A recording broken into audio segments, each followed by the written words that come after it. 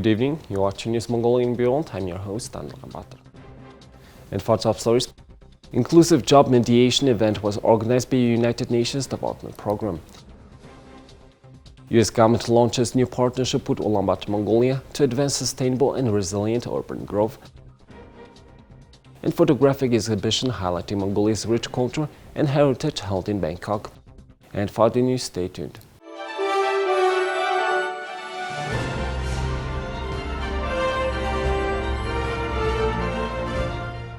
An inclusive job mediation event was organized within the goal of aiding active job seekers with disabilities and potential employers in finding long-lasting job placement.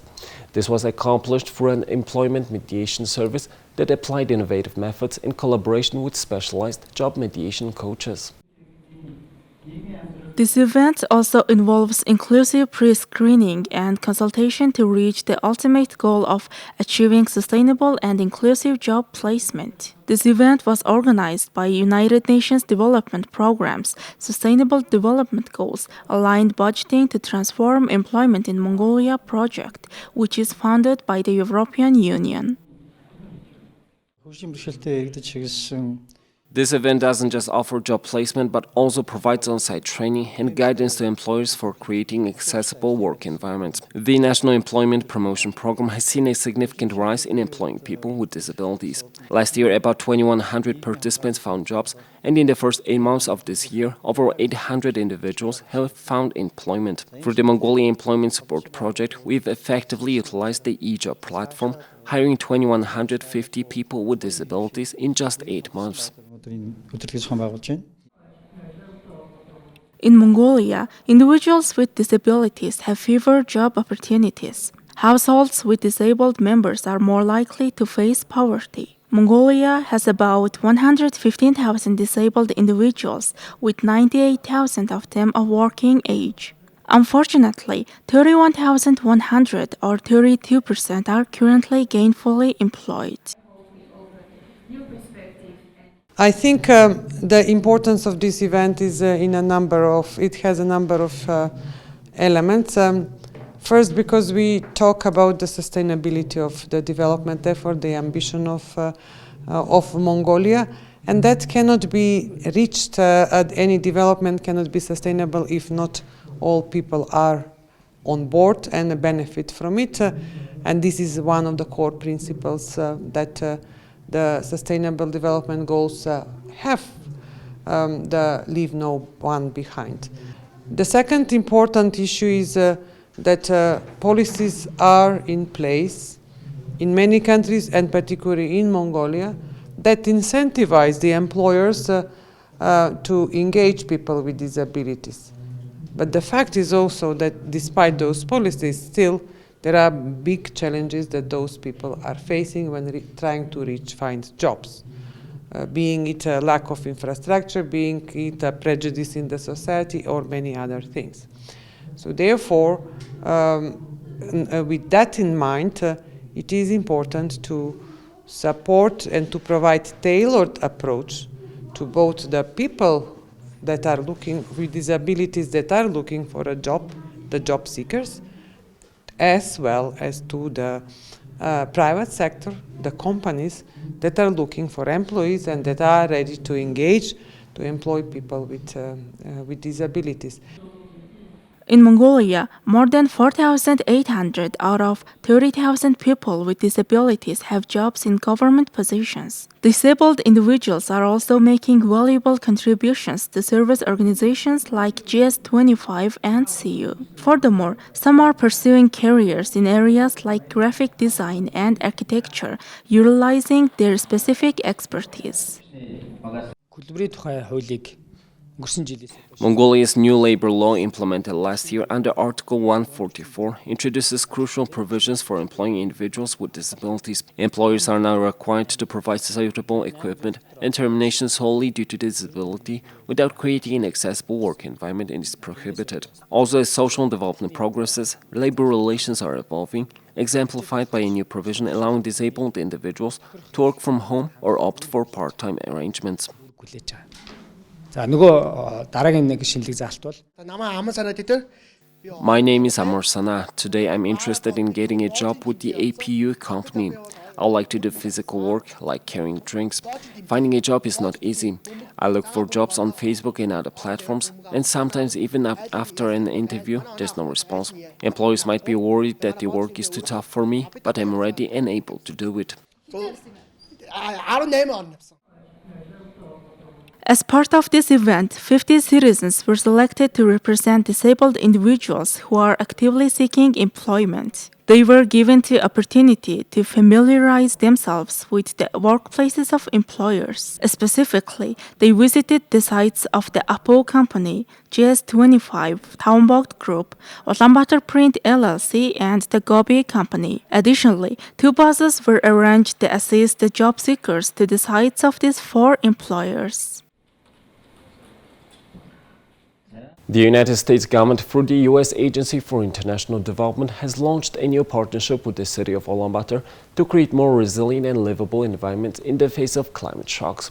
USAID's 4-year Asia Resilient Cities project, implemented in partnership with GSI Research and Training Institute, will work with the Ulaanbaatar government and community organizations to promote sustainable urban growth, support resilient, low-carbon city infrastructure, and integrate climate change and environmental considerations into municipal approaches. Through the project, USAID and its local partners will co-design activities that sustain livable environments in the face of climate change. Throughout this partnership, the project will work with city government and local civil society organizations to plan for more sustainable urban development and engage people in crafting policies that directly address Ulaanbaatar's unique development challenges. The project will also build and foster linkages between the government and residents, the business community, other development projects, and academia to ensure a brighter future for the city of Ulaanbaatar. USAID formally launched Asia Resilient Cities in Mongolia on October 12 by signing a letter of commitment with the capital city of Ulaanbaatar. The municipal government will be Asia Resilient Cities' primary local partner and will help Asia Resilient Cities co-create a shared plan to build urban resilience in the city's municipal practices in response to the critical challenges of climate change in Ulaanbaatar. Asia Resilient Cities is a 5-year cooperative agreement funded by the U.S. Agency for International Development. ARC is implemented by JSI Research and Training Institute with partners BRAC, DevTech Systems, and ICF. USAID administers the U.S. Foreign Assistance Program, providing economic and humanitarian assistance in more than 80 countries worldwide. Marking the year of visiting Mongolia, renowned professional photographer and cultural ambassador of Mongolia, Jetanipat Ketrapitit, has joined hands with the Embassy of Mongolia in the Kingdom of Thailand to unveil a captivating exhibition entitled People and the World, Tsamdi Dance of Gods. This exceptional display of Mongolian culture and heritage is taking place at the exhibition hall of the River City in Bangkok and opened its doors on the 24th of this month. The exhibition is a vibrant portrayal of Mongolia's exceptional natural beauty, its unique way of life, and the rich tapestry of customs and traditions that define this remarkable nation. Through the lens of Jetanipat Ketrapitit, visitors are transported to the heart of Mongolia, where they can immerse themselves in the country's culture. The Embassy of Mongolia in the Kingdom of Thailand has revealed that the exhibition will not only feature stunning images of the traditional Tsam dance, but will also include photographs and documentaries showcasing Tsam costumes, traditional clothing, and various aspects of Mongolian culture and heritage. The exhibition will be on display until December 5th, providing ample time for visitors to experience the beauty of Mongolia through the lens of Jetanipat Ketrapitit. Notably, Jetanipat Ketrapitit is a celebrated Thai photographer, having achieved prestigious awards such as a Photographer of the Year at the One Island Awards 2021 and International Portrait Photographer of the Year 2021. His involvement in this exhibition further underscores the significance of this cultural exchange between Mongolia and Thailand, enhancing the understanding and appreciation of Mongolia's rich cultural heritage. Thank you for staying with us. Now let's take a look at the currency exchange rates provided by Mongol Bank.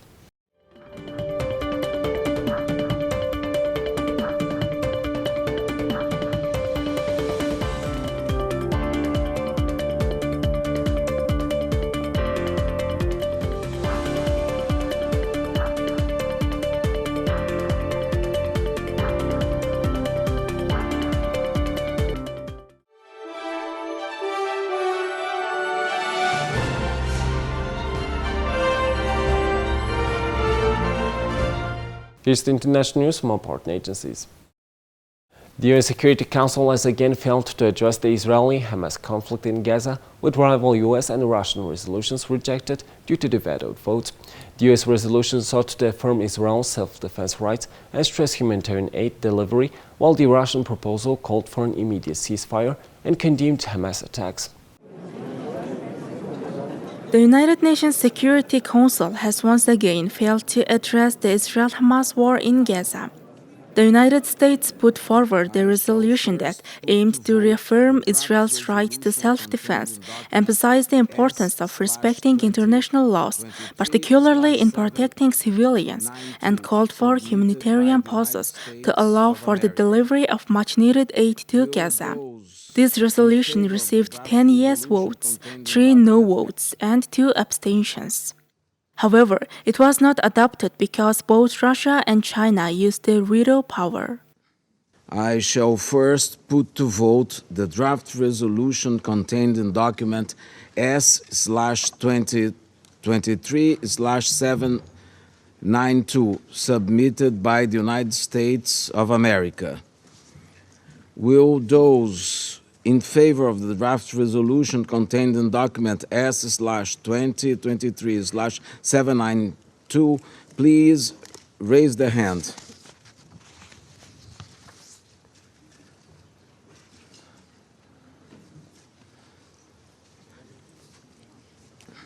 Those against?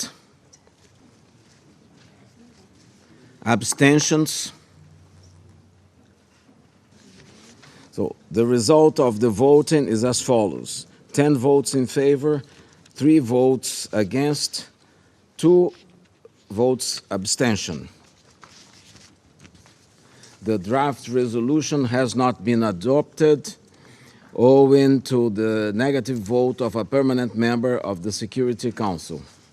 On the other hand, Russia proposed a resolution that called for an immediate humanitarian ceasefire and strongly condemned Hamas attacks on Israel on October 7th, as well as what it termed indiscriminate attacks on civilians and civilian infrastructure in Gaza. This resolution received 4 yes votes, 2 no votes, and 9 abstentions. It also failed to meet the minimum requirement of 9 yes votes for adoption. The United States is deeply disappointed that Russia and China vetoed this resolution. A resolution that, as I've said, was strong and it was balanced. That was the product of consultations with members of this council. We did listen to all of you. We incorporated feedback and we worked to forge consensus around a resolution that would send a clear message to the world, and most importantly, to Israelis and Palestinians, that this council is determined to meet this moment. What we oppose is that the draft attacks attempt to establish a new narrative on the Palestinian-Israeli issue, ignoring the fact that the Palestinian territories have been occupied for a long time and avoiding invading the fundamental issue of independence, statehood for the Palestinian people. It's worth noting that this comes after the Security Council's rejection of both Russian resolution and the Brazilian proposal the previous week. Malta's United Nations Ambassador Vanessa Fraser expressed her intention to attempt to draft a compromise resolution if both of these resolutions failed. Well, that's all for today. Thank you for staying with us. We'll see you tomorrow with more news and updates. Have a nice evening. Goodbye.